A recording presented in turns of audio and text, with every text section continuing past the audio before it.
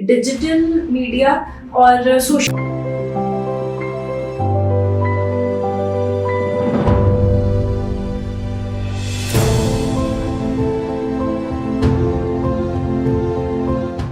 Hello, this is Simran Chopra and आज आप हैं मेरे साथ यहाँ पर। किसके साथ सोच रहे हैं, कंफ्यूज हो गए हैं।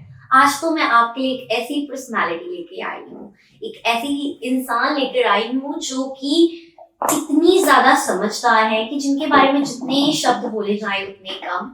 She is born and brought up in the family of gurus यानी कि टीचर्स, यानी कि एजुकेशनिस्ट, इतने सारे। और उनसे उन्होंने इतना कुछ सीखा है। आज वो अपनी सारी एक्सपर्टीज, अपनी सारी नॉलेज, अपनी सारी इंफॉर्मेशन रिगार्डिंग एजुकेशन और उसकी लाइन आपके साथ शेयर करने वाली है। So here I am with doctor Miloni Marwaha. Hi ma'am. Hi Simran, thank you so much. First of all, thank you so much for inviting me to your podcast, and I'm really delighted. That's a good to know. Yeah. Ma'am देखिए, हम embrace the journey podcast में हैं आज, और आज हम आप ही की जर्नी को एम्ब्रेस कर रहे हैं। बताएंगे लोगों को कैसे इतनी यंग एज में एक तो आप प्रिंसिपल बन गई हैं स्कूल की, और भी बहुत सारी चीजें मुझे जो आपके बारे में पता चली हैं, जिनको जानने के बाद I was very shocked actually. So आपने वो सभी चीजें आज हमें बता दी है। Definitely, my pleasure. And see, as you introduced me, I'm born and brought up into the family of educationists. My grandmother, Mrs. K.D. Kalia, she started a school in 1975 with the name of Social Model Senior Secondary School, with the vision to provide education in the rural areas. So she had a thought कि मेरे को एक अच्छी education, एक quality education affordable prices में मेरे को start करनी है। And with God's grace and with the blessings of our founders, now we have entered into the 50th year of our journey. So in 2025, we have completed 50 years of our existence of social group of institutions, in which, as you said, how you became the principal at such an early age. See, my grandmother started the school, then my father elaborated the school, and in 1992, my father came up with another school, Social Day Boarding Public School. Then in 2008, with the blessings of our grandmother and hard work of grandmother, father, and my mother, right, all three of them were into the education since beginning. My grandmother was a teacher, my father was a teacher, my mother is a teacher, and so here I am. Wow, Education, so it's in my blood. that's So so good. we have learnt the way of teaching, how to teach the students, how to handle the students, and how to deal with the parents and deal with the challenges that we face every day with the students. And then in 2008, we came up with another school, Social Convent International School, that is in village Kapurthala. Okay. Yeah, in village Pattarkala, sorry. Village Pattarkala, that is nearby Kapurthala. In village Pattarkala. Pattarkala, yeah. Okay. So, if I am principal today, it's with the blessings and with the guidance of our founders and my parents. So, we have got and we have learned so much from them. So, here we are taking the legacy forward. That's so good to know. Taking the legacy forward is not an easy task, let me tell you all, because कई बार क्या होता है कि आपको family pressure की वजह से कोई चीज करनी पड़ती है, कई बार आपको पसंद होता है कुछ करना। तो ये भी मेरा एक क्वेश्चन है कि आपने, क्योंकि आप गुरुज की फैमिली में बॉर्न एंड ब्रॉट अप हुई हैं, तो आप टीचर बन गई या आप सच में टीचर बनना चाहती थी? उसके पीछे की कोई स्टोरी आप शेयर करना See, चाहती? let me share with you few experiences. It was never a family pressure, and it was with love, and it was with the choice that because as I told you, it was in my blood. So let me share with you a case which actually inspired me the me the most, and I got to understand actually I have good qualities of teaching. So let me share with you the case. I was quite young. I was in my graduation, and I used to teach younger students like primary classes or 7th, 8th, 9th standard, 10th standard. So a case came to me, like there was a girl. She was in class +2. Okay. Yeah. And I was in graduation 2nd year at that time. And that girl had a case. उस time पे जो Punjab school education board का process होता था ना, उसमें आपको 3 chances मिलते होते थे, golden chances. Golden chance last वाले को कहते थे. अगर कोई बच्चा किसी की कुछ सप्लीमेंट्री कंपार्टमेंट्स आ जाती हैं, Okay. तो उनको 1 चांस, 2 चांस और लास्ट में 3rd चांस मिलता होता था. और अगर 3rd चांस में बच्चा अपनी उस कंपार्टमेंट को क्लियर नहीं कर पाता है, तो अल्टीमेटली उसके 2 इयर्स वेस्ट हो जाते थे. सो तब मेरे पास एक केस आया एक लड़की का. She basically belonged to UP. Okay. Yeah she was from UP and she was such a sweet girl. और उसकी एक कंपार्टमेंट थी एक सब्जेक्ट में, business studies. I still remember. Yeah though that was not my subject. Okay. I was from the field of computer sciences, and that girl was from the field of commerce. Okay. And somehow she said कि मेरे brother और मेरे friends जो हैं वो आपसे पढ़ते रहे हैं, तो मेरे को भी आपसे पढ़ना है, और this is my final chance. So I said, okay, I'll try, but since it's your final chance, I won't recommend you to take a class from me, and you just have 1.5 months to go. So just take a call, because I won't recommend. That's not my subject. I'll have to study. Then I'll teach you accordingly. Yeah. And she said, it's okay दीदी, कोई बात नहीं, I'll do it. तो आप करवाओ. I have a gut feeling कि मैं आपसे अच्छे से पढ़ लूंगी. And we started. And since she was from UP, English was not her language. Oh. Yeah. Okay. That was the major, the point behind it. English was not her language, and that was the only barrier she was facing. कि I don't know how to write. I don't know मैं कैसे करूँगी. So 1.5 month I taught her, and my God knows that मैंने कितनी उस बच्चे के ऊपर एफर्ट डाली, और उसको कितना अपने दिल से मैंने उसको टीच करा. And in her final chance, she scored 60 marks out of 100. So good. Yeah. And earlier 3 chances में she was not able to even, get the passing marks. Yeah. And then, आप कुछ करते हो तो आपको समझ में आता है कि आपके अंदर क्या क्या कैपेबिलिटीज हैं और आप क्या कर सकते हो. Absolutely correct. See, so I won't say कि वो एक बड़ा टर्निंग पॉइंट था. No, that was not. That was just a experience in my life जिसने मेरे में कॉन्फिडेंस डेवलप किया कि अगर किसी बच्चे को किसी तरह का कोई डाउट है, so yes, I am able to clear it. And that happened in my college times as well, as I topped the university when in my post graduation. I did my master's in computer applications from DAV Engineering Institute, DAV Engineering College. So DAV Institute से आपने DAV Engineering Institute से आपने की है अपनी masters, and आपका educational background इतना अच्छा है.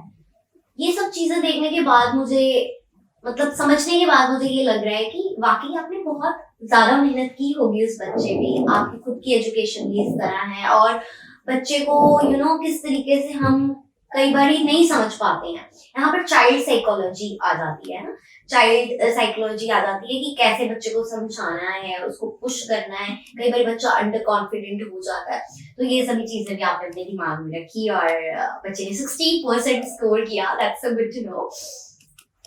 यहाँ पर मेरे माइंड में अब एक चाइल्ड साइकोलॉजी से लेके क्वेश्चन आ गया है, क्योंकि मैं बहुत ज्यादा सोशल मीडिया एंथुसियास्ट हूँ, और मैं सोशल मीडिया बहुत ज्यादा यूज करती हूँ. फ्रीक्वेंटली देखा जाए तो मैं अपने दिन में 3 से 4 घंटे रील्स स्क्रॉल करती हूँ खुद, इस एज में, 28 की एज में. बट आप डील करें यहाँ पर age group from 4 I guess till 17, right? Yes. है ना? 4 इयर्स की एज से लेके 17 इयर्स की एज तक के बच्चों को आप यहाँ पे डील करते हैं स्कूल में. तो उनका सोशल मीडिया को लेके क्या साइकोलॉजी है? वो मैंने सुना है कि बच्चे बहुत ही सोशल मीडिया का रफ यूज करते हैं, गलत इस्तेमाल करते हैं, ओवर सोशल मीडिया को यूज करते हैं. तो इस बारे में आप क्या कहना चाहेंगे? सी, ये जो कंसर्न है ये आज की डेट में एक बहुत ही मेजर कंसर्न है and most of the parents are actually worried about it. अब जैसे कि हमारे पास स्कूल में पेरेंट्स आते हैं, राइट, कि मैम ये फोन बहुत यूज करता है बच्चा, घर पे हमारी बात नहीं सुनता है, आप इसकी थोड़ी सी काउंसलिंग करो, राइट। एंड यस, उस पार्ट पे स्कूल बच्चे की प्रॉपर काउंसलिंग करता है, लेकिन जो एक एक्चुअल रूट लेवल पे काम स्टार्ट होता है ना, वो हमेशा घर से होता है, राइट, ठीक है। बिकॉज ये I personally believe, see I tell you Simran, कि हम जो भी डिस्कशंस बात कर रहे हैं यहाँ पे, मैं उसमें अपने पॉइंट ऑफ व्यूज आपके साथ शेयर कर रही हूँ, so there is no theory to it, ठीक है। ये कहीं मैं वो बातें आपसे कर रही हूँ जो I personally believe and I have personally experienced. So इसकी कोई हो सकता है कुछ बातों पे आपको लगे इसकी कोई थ्योरी नहीं होगी, बट मैं जो भी बात करूंगी that will be with my experience. तो मेरे को, मैं ये बिलीव करती हूँ since I am mother of two, कि जो एक्चुअल रूट कॉज है ना, वो घर से ही स्टार्ट होता है, और उसको सबसे बेटर वे में हैंडल कौन कर सकता है? एक मदर, राइट, ठीक है। अब एक चाइल्ड साइकोलॉजी है, मान लीजिए आपने सोशल मीडिया की बात की, बच्चे बहुत ज्यादा सोशल मीडिया पे एक्टिव है, बहुत ज्यादा उसको एग्रेसिवली यूज कर रहे हैं। अब ऑब्वियसली हम इतनी वीडियोस यूट्यूब पे, इंस्टाग्राम पे रील्स देखते हैं कि उसके आउटकम्स क्या आ रहे हैं, कि बच्चे स्ट्रेस में जा रहे हैं, ठीक है। एक तो कंपैरिजन लेवल बहुत बच्चों में आ जाता है, उसके पास ये चीज है तो मेरे को भी वो चीज चाहिए, ये तो सही बात आपने बिल्कुल बोली, ऐसा ठीक है। होता ही है। उसके पास वो वाली बाइक है तो मुझे भी वही बाइक चाहिए। तो अब एक बच्चे की फैमिली वो चीज अफोर्ड करती है, एक बच्चे की फैमिली वो चीज अफोर्ड नहीं करती है, तो ये कंपैरिजन जो है बच्चे के दिमाग में, वो सोशल मीडिया लेके आता है, जो बच्चे एग्रेसिवली उसको यूज कर रहे हैं। तो इस पे तो सबसे पहले ये चीज होती है कि पेरेंट्स की ये रिस्पॉन्सिबिलिटी बनती है। देखिए, हम किसी चीज को 100% कंट्रोल नहीं कर सकते। इफ वी से कि आज की डेट में हम एग्रेसिवली बच्चों को कह रहे हैं कि नो, आपको नहीं यूज करना है, so obviously that's not going to happen.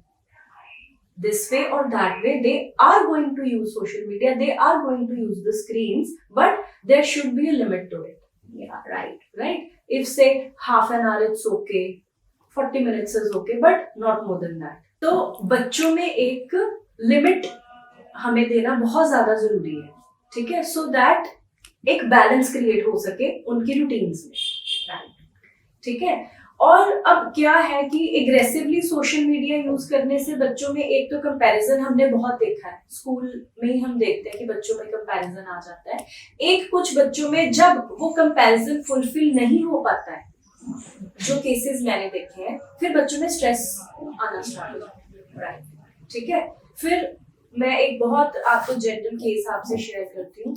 This जो क्वेश्चन अभी आपने पुट करा, सेम ये सिनेरियो एक बार हम अपने सिस्टम में देख चुके हैं कि there was a girl, mother is coming to the school कि बच्ची ने 2-3 दिन से खाना नहीं खाया, ओके, ठीक है, और मैम क्यों नहीं खाना खाया है, मतलब समझ नहीं आ रहा, मैं परेशान हूँ।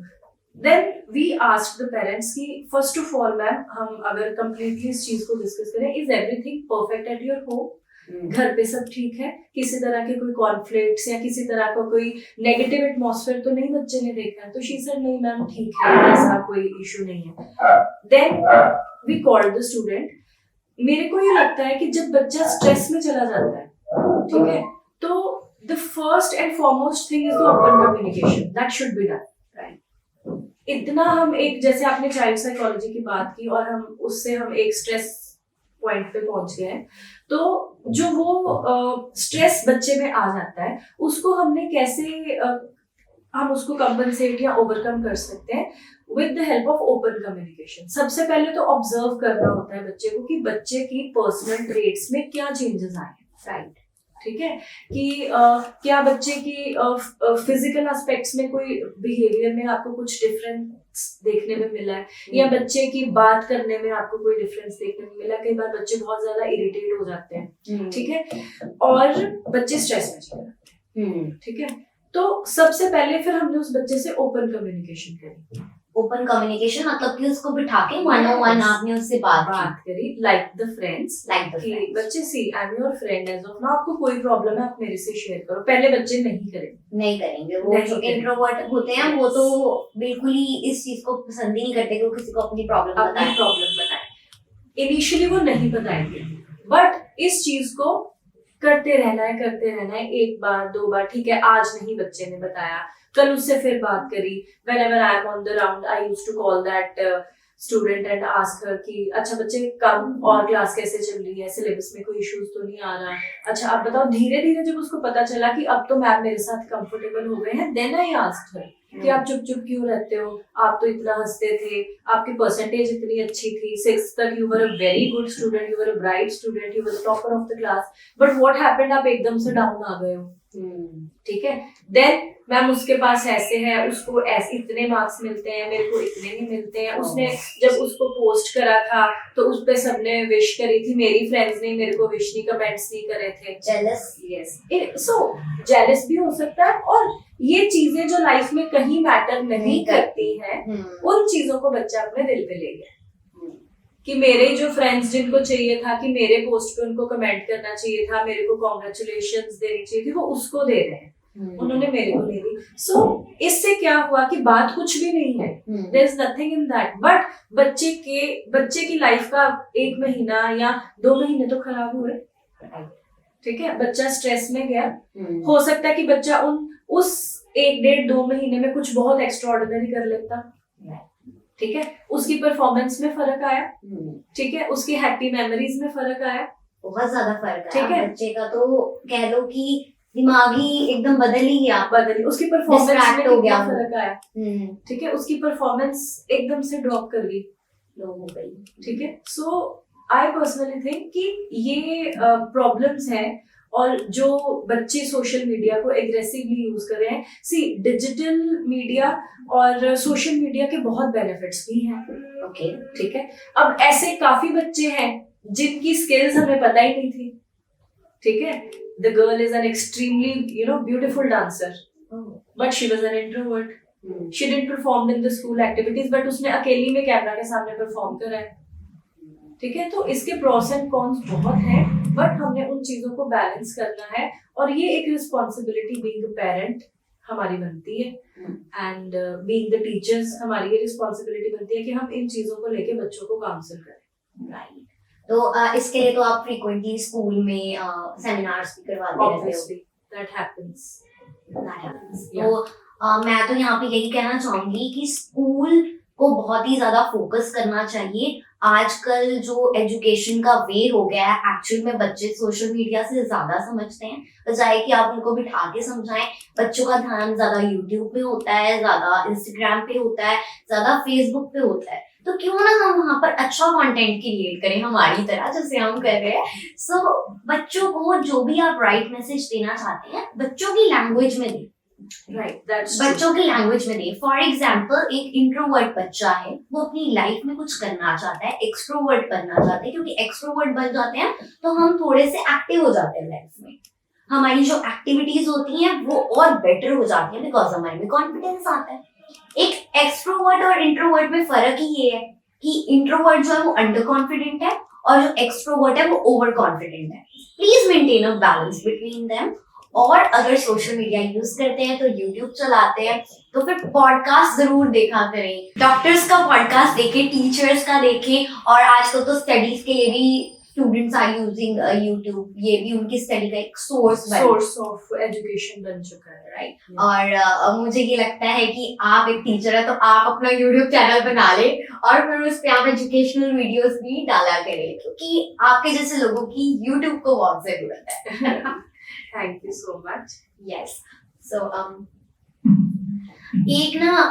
एक हमारा टाइम होता था जब बच्चे टीचर्स से डरते थे, क्योंकि मैं खुद एजुकेशनल बैकग्राउंड से हूँ, मैं लेक्चरर रह चुकी हूँ एक रिप्यूटेड कॉलेज में जलंधर की।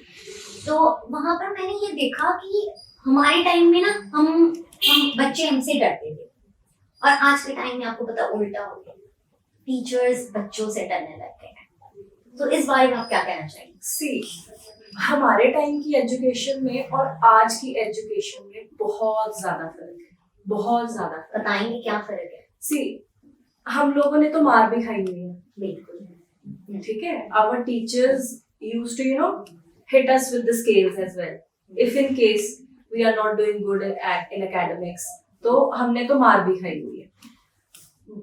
आज की डेट में जो जनरेशन बहुत ज्यादा सेंसिटिव हो चुकी है, इफ वी टॉक अबाउट जो जेन जी को हम अब पढ़ा रहे हैं, ultra gen Z, and we are millennials, so हम जैसे पढ़े हैं हम वैसे इनको नहीं पढ़ा सकते हैं। जो हमारे टाइम पे करिकुलम जैसा था वैसा करिकुलम अब नहीं रहा है। Now it's all activity based and it's all, बच्चे बहुत ज्यादा आज की डेट में सेंसिटिव हो चुके हैं। सेंसिटिव जनरेशन बहुत ज्यादा सेंसिटिव है। डांट भी नहीं खाते, डांट भी नहीं खाते, मतलब आप डांट नहीं सकते हो। they'll say, आज तक मेरी मम्मा ने मेरे को नहीं डांटा तो आपने मेरे को कैसे डांट दिया? घूर के भी नहीं देखना देते, सबसे बड़ी बात तो ये है। So this way or that way, yes, on the teacher's part it has become difficult because we are the one जिन्होंने ये दोनों generations देखी हैं। और ये भी सुनने में आता है कि जी जो हमारी जनरेशन है जो मार खा के बड़ी हुई है वो ज्यादा डिसिप्लिन है और ये जनरेशन ज्यादा सक्सेसफुल है और रहेगी as compare to the another generation. I have like heard this thing somewhere, but let us see, because ये जनरेशन तो अभी बड़ी हो रही है, so results are still about to come. But मेरा खुद ये मानना है कि एक बैलेंस बहुत जरूरी है, बिकॉज अब जब तक बच्चे को थोड़ा सा डर नहीं होगा ना तो वो उस चीज को कई बार बड़े केयरफ्री जोन में ले जाता है और उस चीज की इम्पोर्टेंस को नहीं समझता। अब जैसे फॉर एग्जाम्पल हमारे टाइम पे कोई टेस्ट होता था, क्लास में कुछ होता था, so we were always scared कि अगर टेस्ट में अच्छे मार्क्स नहीं आए मैम से भी मार पड़ेगी और घर से तो पड़ेगी, ठीक है। सो उस प्रेशर में हमारे बहुत कॉन्सेप्ट्स क्लियर हुए, ठीक है। मैं ये नहीं कहती कि मार्क्स लेना बहुत इंपॉर्टेंट है, no, that is a different concept, but still education के कुछ कॉन्सेप्ट्स को अंडरस्टैंड करना बहुत जरूरी है, ठीक है। कुछ बच्चे तो है जो प्यार से बहुत अच्छे से समझ जाते हैं, ठीक है, लेकिन कुछ बच्चे प्यार से भी नहीं हैंडल होते हैं।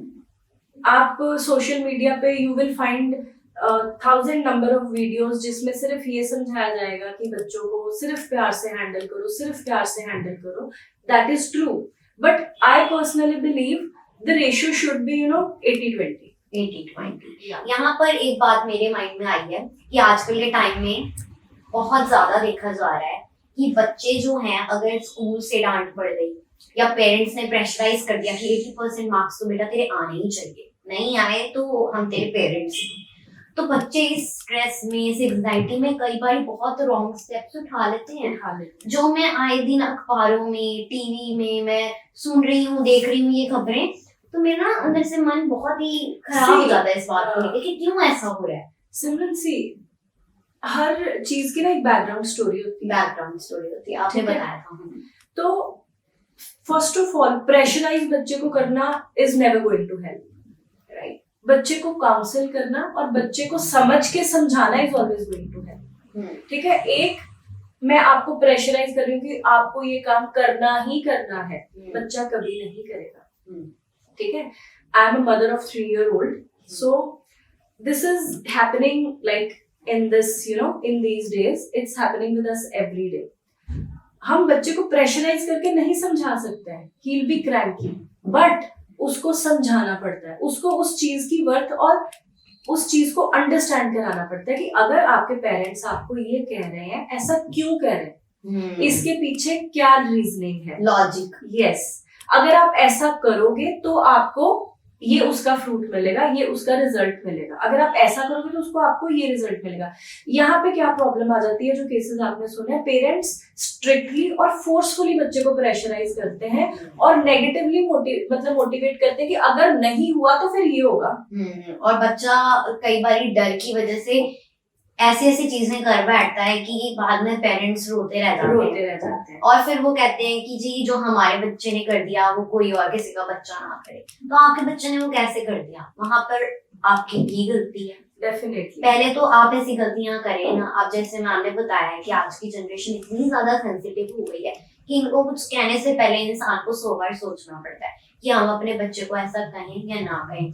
यहाँ पर एक तो स्टेटस का बहुत फर्क आ गया है। क्यों मैं कहूंगी स्टेटस का फर्क आ गया? अब जो रिच हैं वो अपने बच्चे को बहुत ज्यादा फैसिलिटीज दे देते हैं, जो अंडर प्रिविलेज्ड हैं वो अपने बच्चे को कोई फैसिलिटी नहीं दे पाते, तो बेचारे को मौका ही नहीं मिला। जिसको मौका मिल गया है वो किसी चीज में भी अच्छा नहीं है, टैलेंट भी नहीं है उसमें, स्टडी वो करना नहीं चाहता, बस माँ बाप, क्योंकि माँ बाप चाहते हैं कि बच्चा पढ़े तो वो पढ़ रहा है।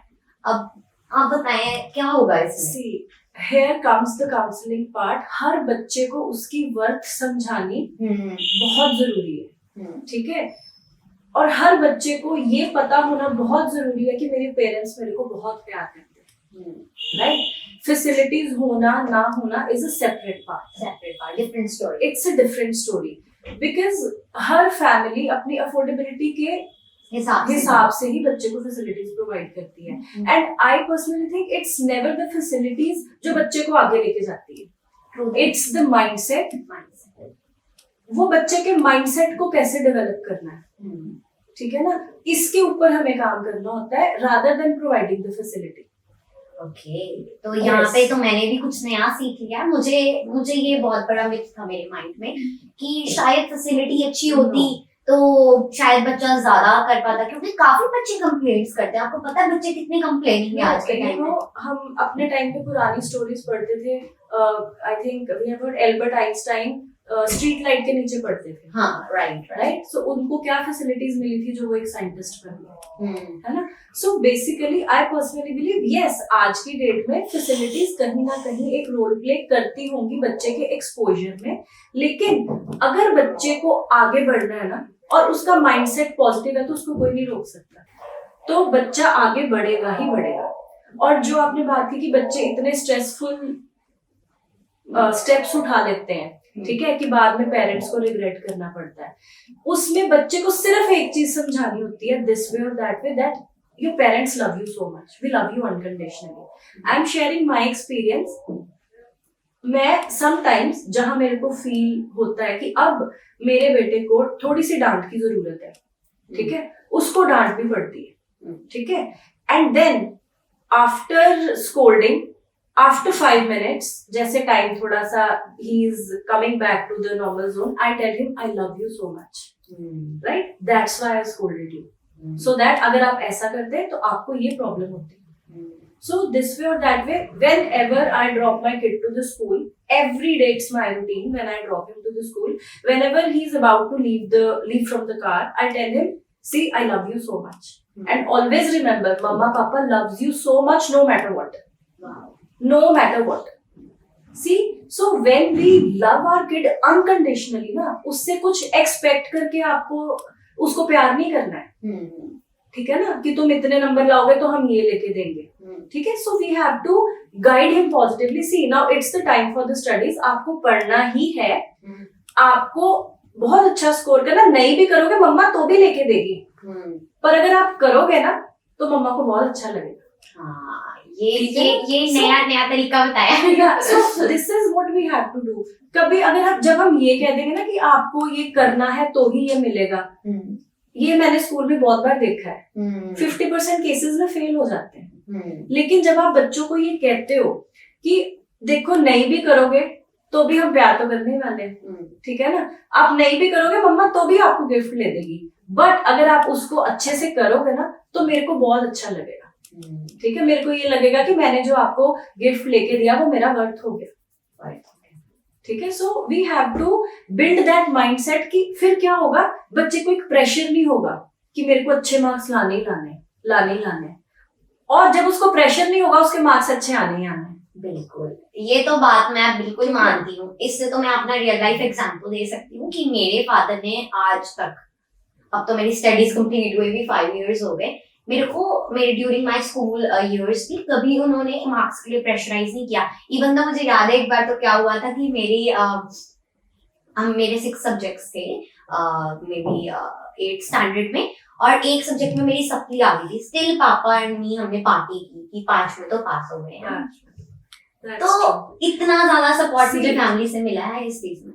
I being an educationist, I being the university topper, I being the doctorate, मैं कभी नहीं ये कहूंगी कि मार्क्स बहुत लाइफ में मैटर करते, नहीं करते, कहीं पे भी आपके लाइफ में मार्क्स मैटर नहीं करते, ठीक है ना। आपकी नॉलेज और आपका आईक्यू, आपकी कॉमन सेंस मैटर करती है।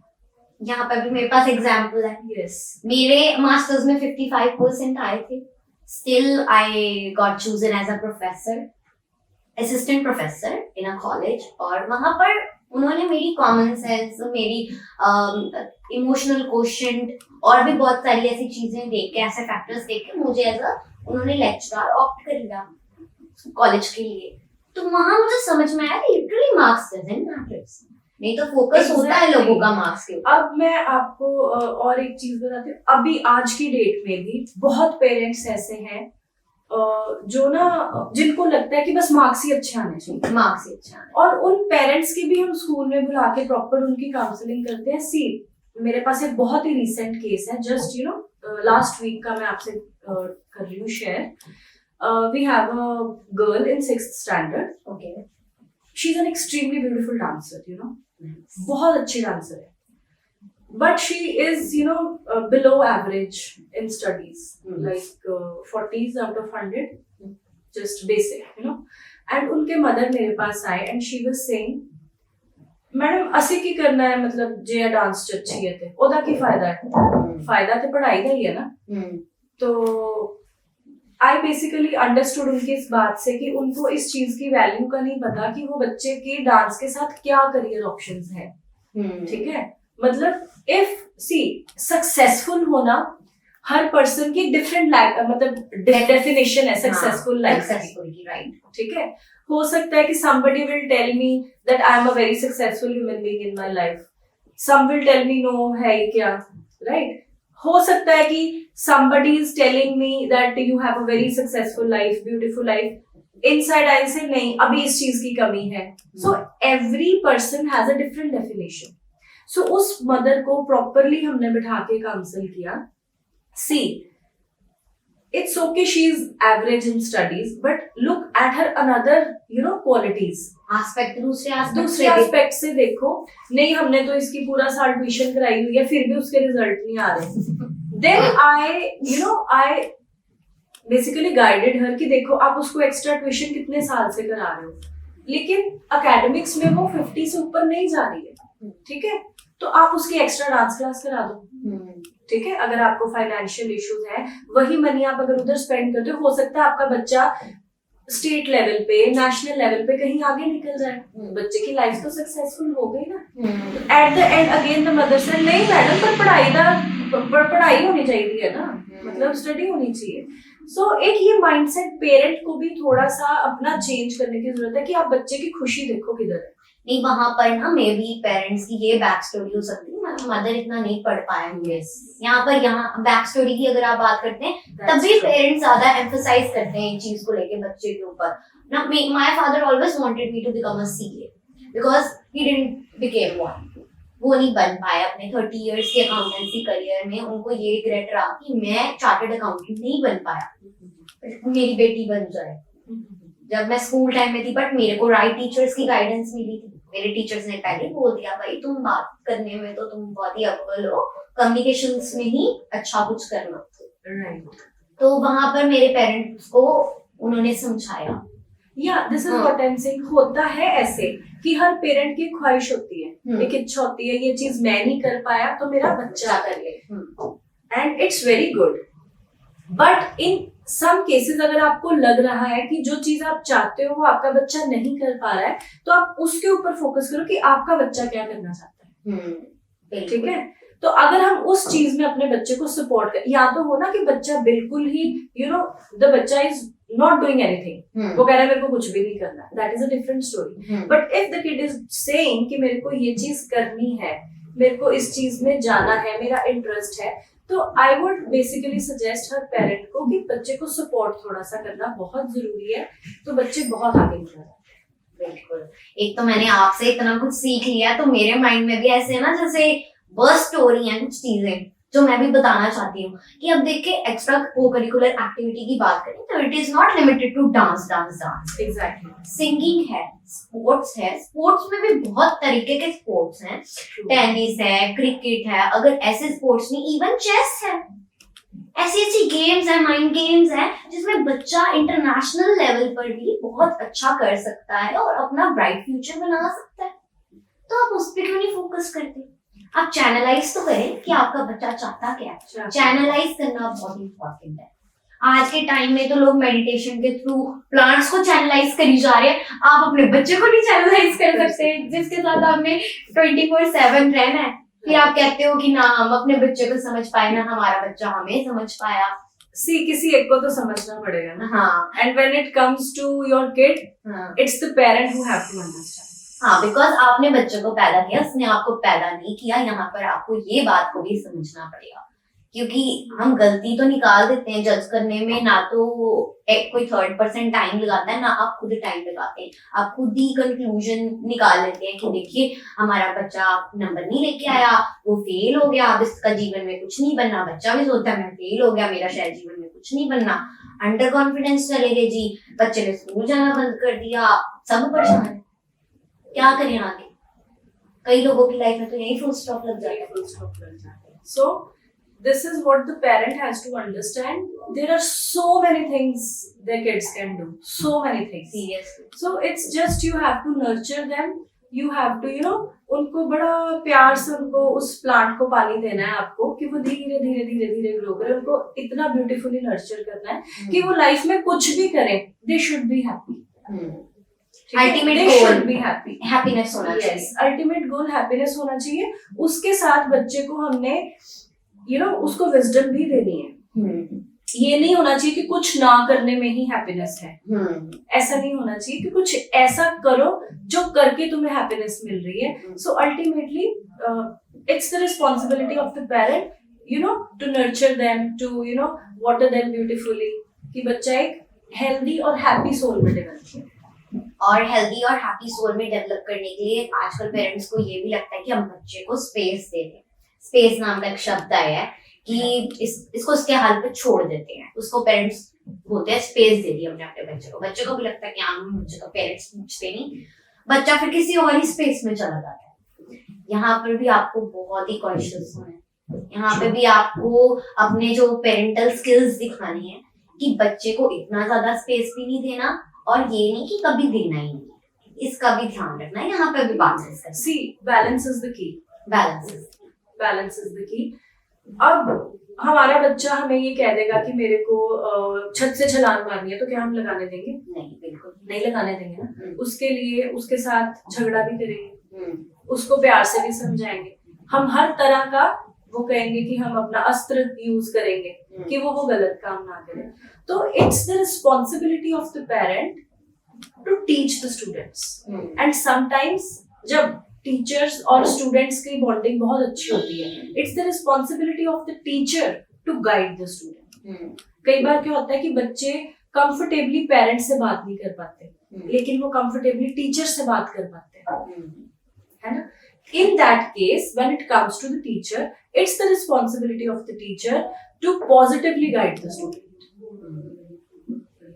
Right, absolutely correct. मैं तो भाई मेरा तो बहुत ही अच्छा गेस्ट लेक्चर चल रहा है आज, तो मुझे तो बहुत सारी चीजें पता चल गई हैं। अभी तो मैं चलो पेरेंट नहीं बनी हूँ, लेकिन मुझे अब पता चल गया है कि पेरेंट बन के मुझे करना क्या है। मुझे अपने बच्चे को समझना और उससे बताना है, एवरी डे बताना है कि मेरा उससे कितना लगाव है और उसके बिना मेरा जीवन नहीं है। तो बच्चे को एक इम्पोर्टेंस फील होती है, उसको अप्रिसिएशन फील होती है कि हाँ वाकई मैं अपने पेरेंट्स के लिए प्रेशियस हूँ। जब बच्चे को ये चीज पता होगी ना कि मेरे पेरेंट्स मेरे को बहुत प्यार करते हैं in a positive way, he'll automatically become responsible. Yes, automatically. He'll automatically become मानी responsible. हुई बात है। Because मैं आपसे एक बड़ा किडिश एक्सपीरियंस शेयर कर रही हूँ। जनरली अब when you are a mother, you are not a principal, right? you are a mother to your kid, and when you are interacting with your kid, different type की stories चल रही होती हैं बच्चों के साथ, and whenever कुछ हम story में role play कर रहे हैं ना, तो I'll see somebody is coming to hit me, somebody is coming to hit me, in terms of a story हम कोई role play act करें, तो वो फटाफट मेरे को बचाने आता है। मैं आपको कुछ नहीं होने दूंगा, मैं आपको कुछ नहीं होने दूंगा। Wow. See, so this is what I'm telling you, because he knows that my mother loves me and it's my responsibility to take care of her. Yeah. So this is what I want to tell the parents, कि जब बच्चे को ये पता होगा ना कि मेरा पेरेंट मेरे को बहुत प्यार करता है और मेरे साथ इमोशनली अटैच्ड है, तो देयर आर 99% चांसेस कि वो बच्चा पॉजिटिव वे में ही मोल्ड होगा और वो एक रिस्पॉन्सिबल बच्चा बने। तो यहाँ पर मैं कहूंगी कि ये है हमारा जो भारतीय संस्कार, कि हमारी इंडियन वैल्यूज, हमारी इंडियन मॉरल वैल्यूज क्या हैं, जो हमें अपने बच्चों को कैसे संस्कार देने हैं। तो यहाँ पर ये चीज आती है, तो इस पे फोकस जरूर करें, तो सीरियसली बच्चा इतनी अच्छी सोल में डेवलप होगा कि आपको लगेगा कि हाँ पूरी जिंदगी ये बच्चा हमारा साथ निभा सकता है और हम इसका निभा सकते हैं। कभी आप एक दूसरे से ना वो नहीं होंगे, कहते हैं ना बोर्ड, आपको एक दूसरे से कभी स्पेस नहीं लेनी पड़ेगी। This is how it works, right? Right. So मैं कहीं गलत तो नहीं हूँ यहाँ पे? नहीं, आप गलत नहीं हो, बिल्कुल ठीक हो। मैम, आपके साथ इतनी सारी कॉन्वर्सेशन करने के बाद मुझे ये लगता है कि अब यहाँ पर मुझे लगता है आपको बस एक लास्ट चीज ये बतानी है कि टीचर कैसा होना चाहिए, जैसे आप टीचर होना कैसे चाहिए। See, if you are talking about basic qualities a teacher should have, मैं अपने पर्सनल बिलीफ से कह रही हूँ, अपने एक्सपीरियंस से कह रही हूँ। Yes, obviously qualifications matter, कि being a qualified teacher, yes, it matters a lot कि आपकी जो academic qualification है, but I think that is a separate part. The most important thing that makes you a teacher is how you discipline the class. Discipline is Yes. एक ऐसा teacher जो बहुत qualified है, she is master in her subject, but she is not able to control the class, is not a good teacher. And a teacher who is having very good, control at the class, she knows how to maintain the discipline in the class, she is a good teacher. Because अगर आपकी class में discipline ही नहीं है, आप बच्चे को नहीं पढ़ा सकते, आप बच्चे की बात नहीं सुन सकते। I have seen so many teachers with such a good qualification, but when it comes to controlling the class, the power is zero. Then what happens? बच्चे है ना आपकी बात सुन रहे हैं, ठीक है ना, आप बच्चे को कंट्रोल कर पा रहे हो, तो आप बच्चे को क्या डिलीवर करोगे? कुछ भी नहीं कर पाओगे। So the controlling power is the key. When the class is in your control, मैं पर्सनली टीचर्स को ये सजेस्ट करती हूँ। Sometimes teachers come to me and they ask कि ma'am see, students so and so class is extremely notorious. Sometimes there are students who create mess in the class, शरारत कर रहे हैं या पढ़ने वाले बच्चों को पढ़ने नहीं दे रहे हैं, ठीक है, तो मैम हम बच्चे को डांट भी नहीं सकते हैं, ठीक है, हम क्या करें? What should we do? Then I basically tell them, suggest them कि उनको इतना ज्यादा काम दे दो, वो उसी में बिजी हो जाए। Okay, good thing to do. Right, अब कुछ ना कुछ तो करना ही है। So that's on the teachers part, जो मैं पर्सनली टीचर्स को गाइड करती हूँ कि उनको अकेडमिकली इतने चैप्टर्स दे दो कि ये these are 2 chapters I am going to hear from you, मैं आपसे सुनने वाली हूँ विद इन 5 मिनट्स। उस बच्चे को सेटल कर दो, then you take the charge. तो हमेशा जब आपकी क्लास बिजी रहेगी ना, तो उनको मेस क्रिएट करने का या शैतानी करने का टाइम नहीं मिलेगा, और आप अपना लेक्चर अच्छे से डिलीवर कर पाओगे और बच्चे आपको सुनेंगे भी। So I personally believe the teacher having a good controlling power and a teacher who's maintaining proper discipline in the class is a very good teacher, right? While understanding the students, while showing empathy and understanding with the kids, it's very important. आपने सुना होगा हमारे time पे भी ना एक बात बहुत होती थी कि टीचर और स्टूडेंट में एक बहुत पतली सी शीट होती है, ठीक है ना, टीचर को उस शीट से पीछे रहना है ना उसके आगे जाना है। एक बैलेंस क्रिएट करना टीचर और स्टूडेंट में बहुत ज्यादा जरूरी है। मतलब टीचर को ऐसा होना चाहिए कि वो बच्चे के कंधे पे हाथ रख सकता है, लेकिन बच्चे को ये पता है मैं टीचर के कंधे पे हाथ नहीं रख सकता। एक ऐसा बैलेंस और एक ऐसा बॉन्ड होना चाहिए कि बच्चा हर तरह की बात शेयर भी कर ले और उसको पता है कि अब मेरे को टीचर से ये बात नहीं करनी। ओके, ऐसा बॉन्ड बनाना है आपको अपने स्टूडेंट के साथ कि बच्चा एक लिमिट में आपके साथ फ्रेंडली भी होए Yes. और आपको कोई चीज को सोचना भी ना पड़े कि ये बच्चा अब क्या कर देगा वाली बात, क्या कर देगा, है ना? बिकॉज हम ओवर स्ट्रिक्ट हो जाएंगे तो भी बच्चे नहीं पढ़ेंगे, हम ओवर फ्रेंडली हो जाएंगे तो भी बच्चे नहीं पढ़ेंगे। हाँ, तो एक बैलेंस क्रिएट करना बहुत ज्यादा जरूरी है। तो यहाँ हम इन सभी बातों को ऐसे कंक्लूड करते हैं कि बैलेंस इज की।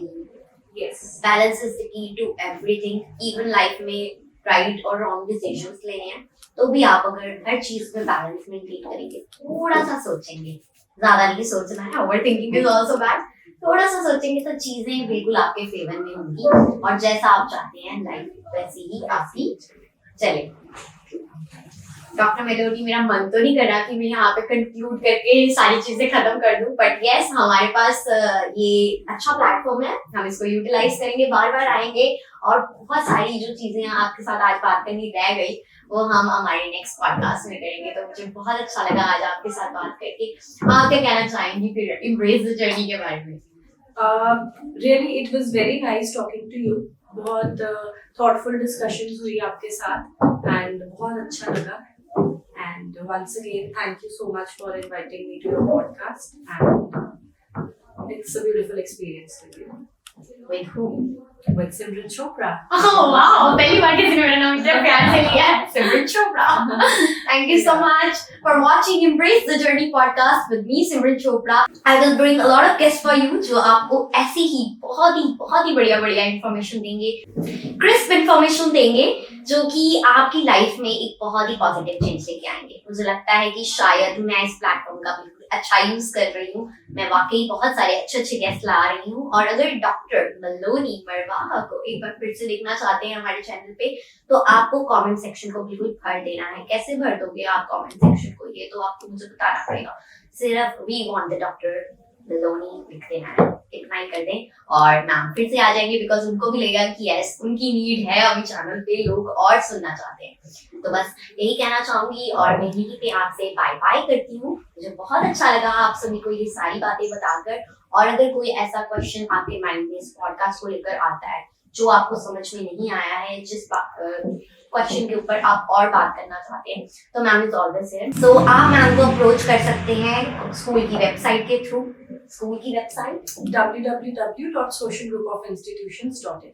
यस, वहां पर आप जाएं, आपको स्कूल का कॉन्टैक्ट मिल जाएगा, आप उस पर कॉल करें, आपको मैम अपॉइंटमेंट भी दे सकते हैं, आप उनसे बात भी कर सकते हैं।